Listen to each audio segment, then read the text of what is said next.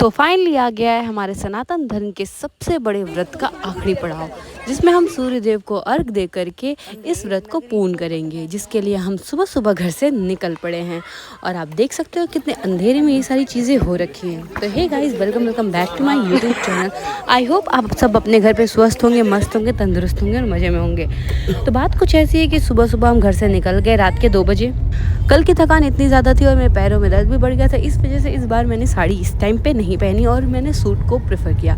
और उसके बाद से हम सबसे पहले गए बुआ के घर पे, फिर सारा सामान हमने गाड़ी में रखा, बुआ लोग को बिठाया और उसके बाद से हम निकल पड़े जहाँ हमें जाना था। पूरी रात बारिश हुई, लेकिन रात के 2 बजे से बारिश रुकी हुई है और अभी बज रहे 3, तो थैंकफुली अभी सारा कुछ सही हो गया। और जब हम यहाँ पहुँचे इतना अंधेरा हो रखा था, क्योंकि यहाँ पे पहले से कोई प्रिपरेशन तो नहीं थी, लास्ट मिनट वाली तैयारी थी, इस वजह से यहाँ पे लाइट वगैरह का अरेंजमेंट नहीं हो पाया था। पर सबके पास फ़ोन है, तो सबने अपने फ़ोन का टॉर्च जलाया और उससे एक अच्छा सा माहौल बन गया था वहाँ पे। फिर वापस से हमने सारी चीज़ें अरेंज करी वहाँ पर कि झारा मतलब बेदी पे सब कुछ चढ़ाया। फल सेम होते हैं, बस ये होता है कि इस बार नए फल यूज़ हो रहे होते हैं, मतलब कल का चढ़ा हुआ फल साइड कर देते हैं और एक नया फल लेके चढ़ाते हैं और सेम प्रोसेस में पूजा करते हैं। पहले बेदी सजाते हैं, सारा फल लगाते हैं और उसके बाद दीपक जलाते हैं। और दिए जलने के बाद तो वहाँ का माहौल मतलब इतना अच्छा हो गया था कि मैं थोड़ी देर के लिए उस माहौल में खो ही गई थी और मैंने वीडियो ही रिकॉर्ड नहीं किया। हवा बहुत तेज़ थी, इसलिए हमने कपड़े बांधे ताकि जो कपड़े की मतलब कपड़े से हवा ना आए और दिए जलते रहें। तो ऐसा सब हमने किया और हमें ऐसा लग रहा था कि हम बहुत लेट है, लेकिन थैंक गॉड अभी हम यहाँ पे सिर्फ 2 से 3 लोग आए थे और उसके बाद से बहुत सारे लोग आना शुरू हो रहे थे। पहले तो ऐसा लग रहा था कि बारिश की वजह से ये पूजा रह जाएगी या फिर इस टाइम की पूजा हमें घर पे करनी होगी, लेकिन ठीक है, भगवान की दया हुई और सब कुछ अच्छा हुआ।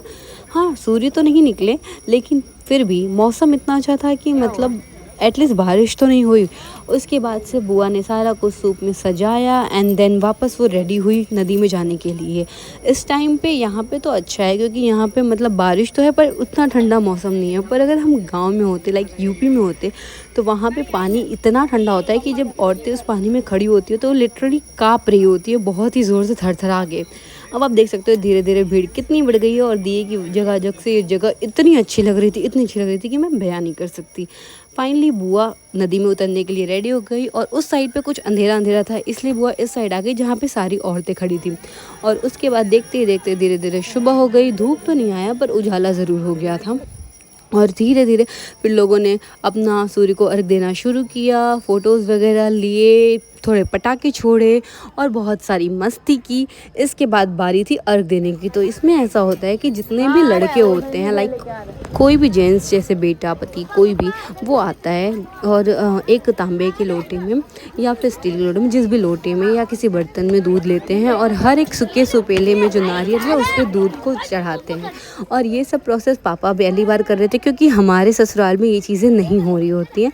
पर ये चीज़ अब मैं धीरे धीरे शुरू करूँगी। मेरे को देख के ऐसा हो रहा था कि हाँ, मुझे भी ये चीज़ करनी है। तो ठीक है, अभी नहीं, शिवो थोड़ा बड़ा हो जाए फिर मैं भी ये सारी चीज़ें करूँगी, लेकिन अभी के लिए हमने पूरी पूजा प्रॉपरली की। हाँ, व्रत नहीं किया, अपने घर कुछ हुआ नहीं, पर बाकी सारी चीज़ें मैंने प्रॉपर वे में की।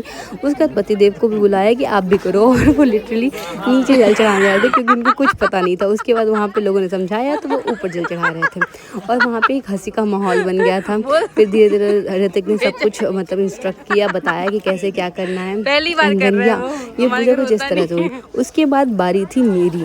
मुझे काम इतना करना था कि मुझे सभी औरतों को सिंदूर लगाना था। कहते हैं कि इनकी पूजा इन्होंने बहुत साधना करी है 36 घंटे, और अगर हम इनको मतलब रिस्पेक्ट दें, इनकी पूजा करें, तो वो चीज़ हमें भी उनका फल मिलता है। तो बस फल लेने में हम कहाँ पीछे हटेंगे।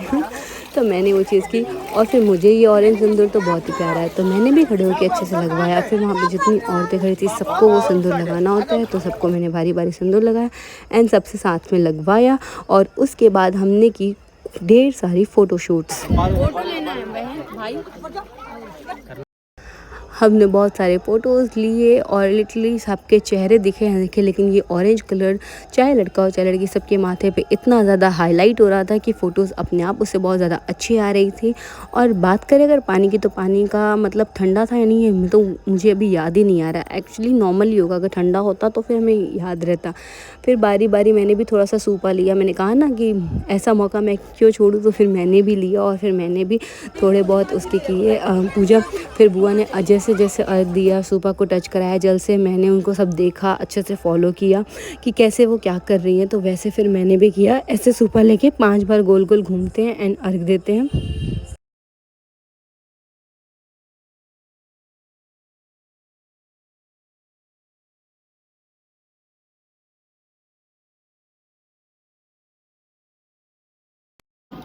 पूजा के साथ साथ नदी में बहुत सारे मस्ती मजाक भी चल रहे थे, जिसका मैं भी हिस्सा बनी। एंड देन उसके बाद से मैंने बुआ से सूपा लिया, फिर जैसे बुआ ने किया था वैसा सब मैंने भी किया।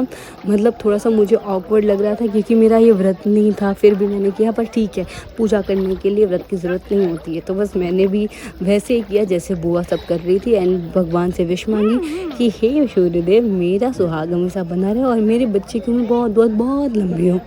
और इसके बाद से हमने दिए को नदी में विसर्जित किया। तो कुछ इस तरह से मनाया था हमने अपना छठ पर्व।